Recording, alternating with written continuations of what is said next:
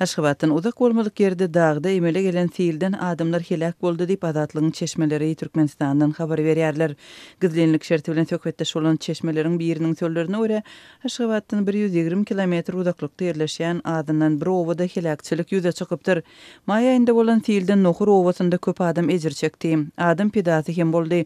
Ýokarky Nohura barýan ýol ketildi we weýran boldy diýip Azatlygyň çeşmesi habar berdi.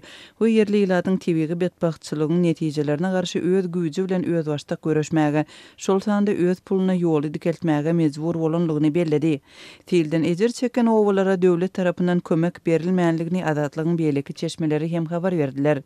Geçen aýda Azatlyk radiosynyň habarçylarynyň dagda we Aşgabatyň eteginde emele gelen sil barada beren maglumatlary Türkmen paýtagtynda 16-njy maýda güýçli ýagynyň ýagan wagtyna gabat gelipdi.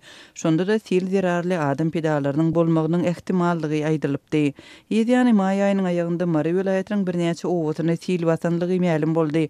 Azatlyk radiosyna yerli ýaşaýjylaryň gurrun bermegine görä, Taxtabazar etrabynyň owalaryna silden agyr ziýan ýetipdir. Şeride Marçak owasyna sil bilen goňşy Awganistandan birnäçe adamyň jesedi akyp gelipdir.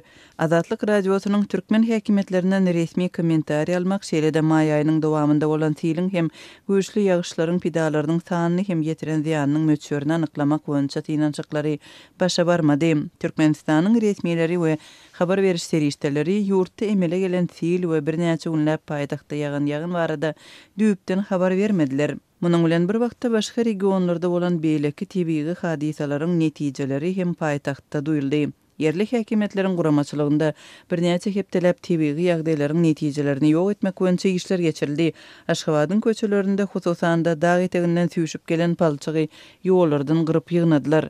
Garaşsyz habar çeşmeleri 16-njy maýda bolan şol güýçli ýagynyň netijesinde Aşgabatyň merkezine suwuň basanlygyny habar berdi. Sosial media ulgamlarynda suw alan köçeleri, binalary we ýüzüp ýören awtologlary görkezýän suratlar hem videolar peýda bolupdy. Ýagnyň ideýany ýurdun birnäçe regiony ilkinji nowatda da Liwap we Daşoğuz vilayatlaryny duzly tupan bastı. 27-nji maýda Daşoğuzda dören duzly tupanyň netijesinde paxtaly we bugdaýly ekin meýdanlary, meweli bag bagçalary duz örtdi. Käbir ýerlerde duzyň galynlygy 1 sentimetre ýetdi. Mundan birnäçe günden soň Aşgabatda duzly duman emele geldi. Türkmenistanyň hökümeti ýurtda bolýan tebigi hadisalar şol sanda weýrançylykly ýagdaýlar barada mundan öň hem habar bermekden saklanypdy. 2017-nji ýylyň awgust aýynda Ahal we Balkan vilayatlarynyň birnäçe etraby silden ejir çekipdi.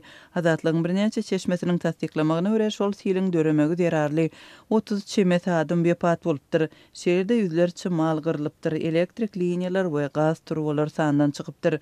Şonda weýran bolan onlarça owanyň arasynda Nohur owasy hem agdalypdy. Türkmenistanyň hökümeti şol weýrançylykly hadisa baradaky maglumatlary resmi derejede tasdiklamasa da media serişdeleriniň beren maglumatlarynyň ýa-ni Aşgabatyň daşynda silin öňüni almak boýunça resmi çäreleri görmek hakynda ferman çykarypdy.